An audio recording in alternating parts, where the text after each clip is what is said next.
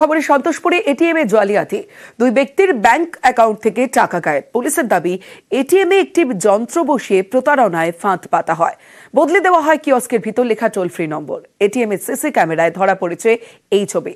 দেখা গিয়েছে এক জালিয়াতকেও।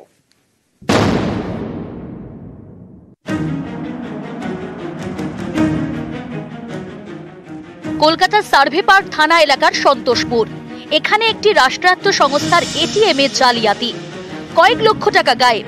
দুই ব্যক্তির অভিযোগ, গত শুক্রবার এটিএম থেকে টাকা তোলার সময় কার্ড আটকে যায়।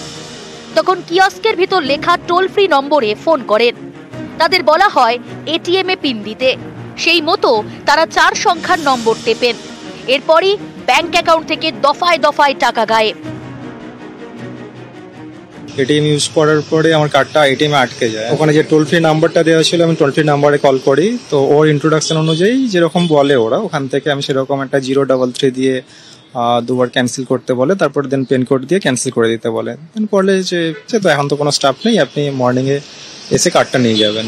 10টা 10 নাগাদ আমার ফোনে SMS আসে যে আমার কার্ড থেকে ব্যালেন্স উইথড্রল হয়ে যাচ্ছে অটোমেটিক্যালি। শুক্রবার সন্ধ্যেই এটিএম এ জালিয়াতি। ওই দিনই সার্ভে পার্ক থানায় অভিযোগ জানান দুই ব্যক্তি। তদন্তে নেমে এটিএম এর সিসি ক্যামেরা ফুটেজ খতিয়ে দেখে পুলিশ। তাতেই মেলে চাঞ্চল্যকর তথ্য। তদন্তকারীদের দাবি, সিসি ক্যামেরার ফুটেজে দেখা গিয়েছে টুপি পরে এক ব্যক্তি এটিএম এ ঢোকেন, একটি ডিভাইস এটিএম এ লাগিয়ে দেন, বদলে দেন কিয়স্কের ভিতর লেখা টোল ফ্রি নম্বর। এরপর আলাদা আলাদা সময় এটিএম এ ঢোকেন দুই গ্রাহক।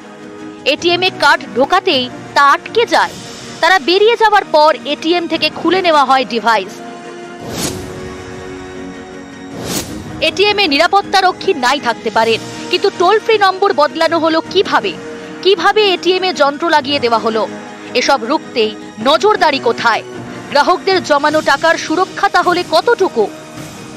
এটা দেখুন, এটা যদি সিকিউরিটি থাকতো অবভিয়াসলি ঘটতো না, কারণ এত কিছু করা তো মানে একটু সময়ের জন্য সম্ভব নয়। ওরা আগে থেকে প্ল্যান বা কিছু, সেটা যা হয় আর কি।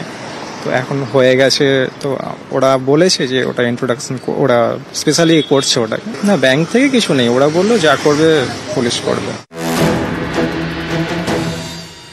শনিবার শিলিগুড়িতেও এটিএম এ জালিয়াতি হয়।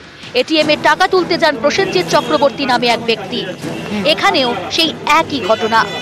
এটিএম এ কার্ড আটকে যায়, তখন কিয়স্কের দেওয়ালে লেখা টোল ফ্রি নম্বরে ফোন করেন প্রসেনজিৎ। তারপরে তার ব্যাংক অ্যাকাউন্ট থেকে গায়েব 20,000 টাকা। শিলিগুড়ি সাইবার ক্রাইম থানায় অভিযোগ জানান প্রসেনজিৎ। তার দাবি, এর আগেও তিনি প্রতারিত হয়েছেন। গত ডিসেম্বরে ব্যাংক অ্যাকাউন্ট থেকে গায়েব হয়ে যায় 68,000 টাকা। এটিএম কার্ড ঢোকানোর পরে 15,000 টাকা মারার পরে দেখলাম যে ওখানে লো অ্যামাউন্ট মারার কথা বলছে, কার্ডটা বেরোচ্ছেই না। দেখলাম যে ব্যাক সাইডে একটা নম্বর লেখা আছে, হেল্প লাইন বলে একটা নম্বর লেখা আছে।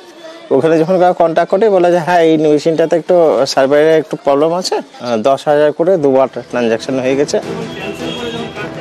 নিউজ 18 বাংলা।